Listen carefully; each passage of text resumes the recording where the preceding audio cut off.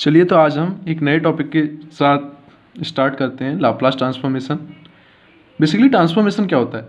Transformation जैसे कि एक बेसिक एग्जांपल देखें, जैसे कि आप ये वीडियो भी देख रहे हैं, इस लेक्चर को अटेंड कर रहे हैं, तो ये क्या है, एक पिक्चर में कन्वर्ट हो रहा है। पिक्चर में कन्वर्ट होने के बाद ये सिग्नल में कन्वर्ट होगा, सिग्नल में कन्वर्ट होने के बाद फिर से पिक्चर में कन्वर्ट होगा। जैसे कि मैं अभी आपको बता रहा हूँ तो ये एक पिक्चर फॉर्म में है, और फिर जब ये एक सिग्नल फॉर्म में कन्वर्ट होगा, सिग्नल के बाद जैसे आप अपने इस फ़ोन पे जब देख रहे हैं तो ये क्या है, फिर से पिक्चर फॉर्म में आ जाएगा। तो ये कहीं ना कहीं एक ट्रांसफॉर्मेशन हुआ कि जैसे कि आप लाइव टीवी में एक मैच देख रहे हैं और वो पहले मैच चल रहा है वहाँ पे, तो वो पिक्चर फॉर्म में हो रहा है, पिक्चर से देन सिग्नल में हुआ और सिग्नल से फिर से पिक्चर फॉर्म में हो गया। तो ये क्या है, एक ट्रांसफॉर्मेशन हुआ। तो जब भी हम किसी का ट्रांसफॉर्मेशन करते हैं तो उसका हमें क्या इन्वर्स आना चाहिए।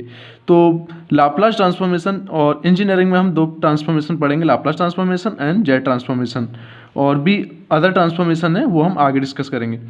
तो लाप्लास ट्रांसफॉर्मेशन क्या होता है, इसकी डेफिनेशन क्या है? लेट एफ टी एक क्या है, एक फंक्शन है, be a function of a defined as for T. T क्या है, डिफाइन हो रहा है जी से ग्रेटर देन से इन्फिनिटी तक। Then the Laplace transformation of zero to T और greater than the Laplace transformation of F T. तो हम एफ टी का डिनोटेट करेंगे लाप्लास ट्रांसफॉर्मेशन कि एल एफ टी और एफ एस बाई, और इसको हम कैसे लिख सकते हैं, L F T F S, हम इसको ऐसे भी लिख सकते हैं और एफ एस से भी डिनोट कर सकते हैं। तो जैसे कि हमें ट्रांसफॉर्मेशन निकालना है इसका, तो हम क्या करेंगे कि जैसे कि लेट टी कोई फंक्शन है, टी इक्वल टू हमने मान लिया 1, तो 1 पे हम निकाल के देखेंगे। तो यहाँ से देखो 0 से इन्फिनिटी तक इसकी लिमिट लगाई, और ये हमारा क्या हो जाएगा, E minus S T F T की जगह पे 1 लिख लिया एंड डी टी। ठीक है, तो जब हम इसको इंटीग्रेट करेंगे तो ये क्या हो जाएगा, ई की power minus S T upon S, limit हम 0 से इन्फिनिटी तक लगा देंगे। हम लिमिट को क्या करेंगे, सब्स्टिट्यूट कर देंगे। ये कितना हो जाएगा, ई की पावर टी की जगह पे क्या आ जाएगा, इन्फिनिटी माइनस इन्फिनिटी, और यहाँ पे ई की जगह पे क्या आ जाएगा, 0 माइनस। तो ये कितना हो जाएगा, एस।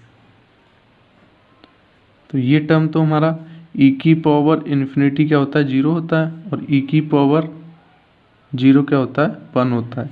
तो ये टर्म 0 हो गया, ये कितना हो गया, 1। तो ये कितना हो जाएगा, 1 अपॉन एस। तो हमारा 1 का लाप्लास कितना हो गया, हम इसे ऐसे लिख सकते हैं, एल 1 का लाप्लास कितना हो गया, 1 अपॉन एस। ऐसे ही आगे कुछ लाप्लास ट्रांसफॉर्मेशन है, उनको हम बताते हैं कि वो कैसे किए जाते हैं। हमें दे रखा है एल टी की पावर एन, इसका ट्रांसफॉर्मेशन, इसका हमारा ट्रांसफॉर्मेशन होता है gamma N plus 1 upon S N plus 1। हम इसे ऐसे भी लिख सकते हैं, N factorial S N plus 1। और देन अगर हम इसका इन्वर्स निकालें तो इन्वर्स कैसे निकाला जाएगा कि एन इन्वर्स हमें दे रखा होगा 1 अपॉन एस एन प्लस 1। तो हम इसका इन्वर्स निकाल देंगे टी की power N upon gamma N plus 1, या हम ऐसे भी लिख सकते हैं टी की पावर एन फैक्टोरियल। तो एन फैक्टोरियल क्यों आया, अगर यहाँ पे हमें गामा एन प्लस 1 दे रखा होता है या एन फैक्टोरियल दे रखा होता तो ये एन फैक्टोरियल नहीं आता। जैसे कि अगर हमें यहाँ पे क्वेश्चन में दे रखा हो कहीं भी कि N factorial upon S N plus 1, और इसका हमसे क्या पूछा हो, इन्वर्स पूछा हो, तो हम इसे लिख सकते हैं टी की पावर एन। ठीक है, अब हम देखते हैं कि इसे क्वेश्चन में कैसे अप्लाई किया जाएगा। जैसे कि हमें क्वेश्चन में दे रखा होगा कि एल टी की पावर 9 इज इक्वल टू, तो हम यहाँ पे निकालेंगे गामा 10/s⁻10। अगर हमें जैसे दे रखा हो e की पावर लाप्लास e⁻² दे रखा है, तो हम इसे कैसे निकालेंगे?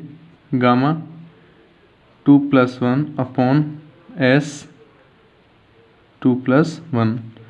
हम इसे ऐसे भी लिख सकते हैं 2 फैक्टोरियल s⁻³ ये हो जाएगा 2/s³। तो हमें फॉर्मूले को अप्लाई कैसे करना होता है तो वो भी हम जान चुके हैं कि हम कैसे इस फॉर्मूले में कैसे कि n की जगह पे कैसे हम अप्लाई करेंगे। तो अगला फॉर्मूला हम डिस्कस करते हैं। ये जो फॉर्मूले हैं जी आप याद कर लें और अपनी नोटबुक में लिख भी लें। ये हमारा लाप्लास का ये लाप्लास इन्वर्स है। हम इन्वर्स को साथ में ही लेके चलेंगे जिससे कि इजी हो जाएगा कि हमें पता पड़ता रहेगा कि इन्वर्स कैसे फाइंड होके आ रहा है। तो आगे देखते हैं सेकंड कि e⁻80 का फॉर्मूला क्या होगा हमारा? 1/s-a। ये हमारा किसका हो गया? e⁻80 का। जैसे कि L इन्वर्स निकालते हैं हम। L इन्वर्स हमें दे रखा होगा 1/s-a, तो इसका इन्वर्स क्या हो जाएगा? e⁻80। जैसे कि हम इस क्वेश्चन में अप्लाई करके देखते हैं। तो जैसे क्वेश्चन में हमें कोई क्वेश्चन में दे रखा हो e⁻3t, तो हमारा लाप्लास हो जाएगा इसका। क्वेश्चन ये दे रखा होगा तो लाप्लास क्या हो जाएगा? s-3। ये हमारा लाप्लास हो गया। अगर हमें बाय द वे अगर हमें इन्वर्स फाइंड करने को बोल दिया उसने कि 1/s-4 आ गया कहीं, तो ये हमारा e⁻4t हो जाएगा। ये इसका इन्वर्स है। तो हमें पता पड़ा कि हम कैसे इन्वर्स फाइंड करते हैं, कैसे लाप्लास इन्वर्स फाइंड करते हैं, कैसे लाप्लास फाइंड करते हैं। तो आगे डिस्कस करते हैं। और तो हमारा अब अगला टर्म आता है कि हम दे रखा होगा L sin 80। sin 80 का लाप्लास क्या होगा? a/s² + a²। ये किसका लाप्लास होगा?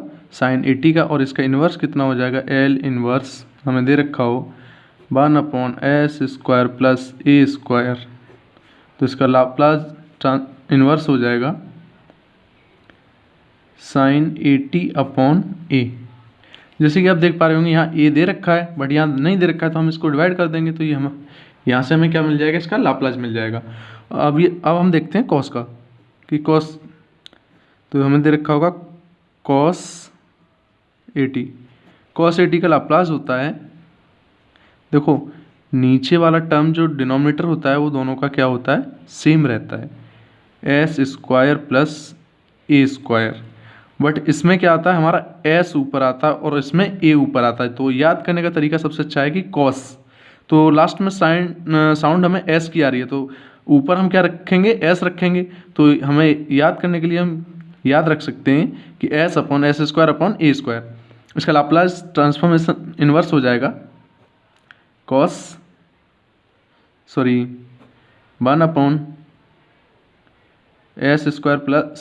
+ a²।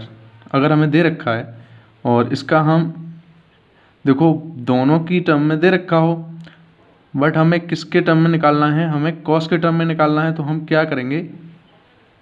cos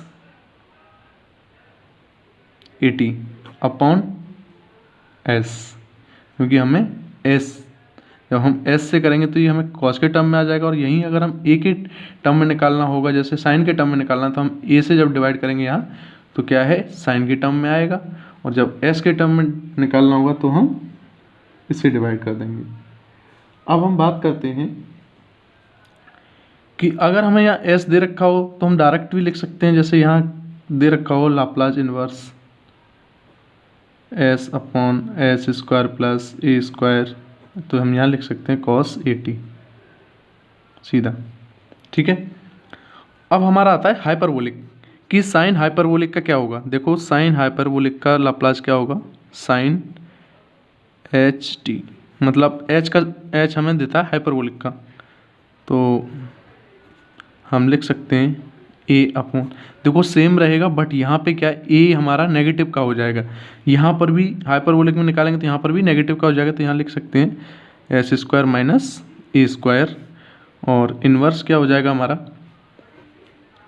1 upon S square minus A square, तो इसका इन्वर्स हो जाएगा sine hyperbolic A T upon A, और यहाँ कॉस का देखो क्या हो जाएगा, cos Laplace cos hyperbolic A T, तो इसका हो जाएगा S upon S square minus A square, inverse हो जाएगा S upon S square minus A square, तो इसका इन्वर्स हो जाएगा कॉस हाइपरबोलिक ए टी। ठीक है, तो ये फॉर्मूले हैं, इनको आपको याद रखना है। अब आते हैं कि हम इन्हें अप्लाई कैसे करेंगे। तो सबसे पहले मेन सिचुएशन आती है कि हम अप्लाई कैसे करेंगे। जैसे यहाँ पे दे रखा हो हमारा कि साइन, हमें इसका लाप्लास फाइंड करना है साइन 3t, तो साइन 3t का लाप्लास क्या होगा, तो यहाँ एक कितना दे रखा है 3, तो यहाँ लिख सकते हैं 3 upon S square minus plus hyperbolic का नहीं, ये साइन 80 का है, तो कितना हो जाएगा एस स्क्वायर प्लस 3 का स्क्वायर कितना हो जाएगा 9। अगर हमें वो दे रखा होता कि हाइपरबोलिक में निकालना है, तो साइन हाइपरबोलिक 3t दे रखा होता, तो ये हो जाता हमारा 3 upon S square minus 9। Same अगर हमें लाप्लास इन्वर्स फाइंड करना हो तो कैसे निकालेंगे, अगर ये हमें दे रखा होता 1 अपॉन एस स्क्वायर प्लस 9, तो हम यहाँ लिख सकते हैं sign 3t upon 3। Same Laplace हमें दे रखा हो 1 अपॉन एस स्क्वायर प्लस 16 का दे रखा हो, तो यहाँ पे हम इसको भी लिख सकते हैं साइन 40 अपॉन 4। ठीक है, तो हमें पता पड़ा कि हम इन्वर्स कैसे निकाल रहे हैं और लाप्लास कैसे निकाल रहे हैं, लाप्लास इन्वर्स और लाप्लास कैसे निकाल रहे हैं। अब आते हैं कॉस को हम कैसे अप्लाई करेंगे। तो कॉस को अप्लाई करने के लिए सेम हमें लाप्लास दे रखा होगा कॉस 2t, तो कॉस 2t को हम जैसे फाइंड करेंगे तो यहाँ पे लिख सकते हैं S upon S square plus 2 का स्क्वायर कितना हो जाएगा 4। अगर हमें दे रखा हो हाइपरबोलिक कॉस हाइपरबोलिक 3t दे रखा हो, तो हम इसे लिख सकते हैं S upon S square minus 9। अगर हमें लाप्लास फाइंड करना हो, इन्वर्स फाइंड करना हो, तो हम लिख सकते हैं जैसे दे रखा हो हमें S upon S square plus 4, तो हम इसको लिख सकते हैं कॉस हाइपरबोलिक 2t। अगर हमें इसका इन्वर्स फाइंड करना हो, कोई और दे रखा हो एस स्क्वायर माइनस 16 दे रखा हो, तो हम इसका ये हाइपरबोलिक नहीं आएगा क्योंकि ये प्लस है, तो यहाँ हम हाइपरबोलिक लगाएंगे, तो ये कितना हो जाएगा हाइपरबोलिक 4t। ठीक है, ये हमारा क्या है इन्वर्स। तो हमें पता पड़ा कि हम इन्वर्स कैसे फाइंड करेंगे और लाप्लास कैसे फाइंड करेंगे। तो आगे चलते हैं, तो हम ये लेक्चर हम यहीं पे एंड करते हैं। Thank you for watching. I hope कि सभी को समझ में आया होगा। मिलते हैं नेक्स्ट लेक्चर में, तब तक पढ़ाई करते रहिए। All the best.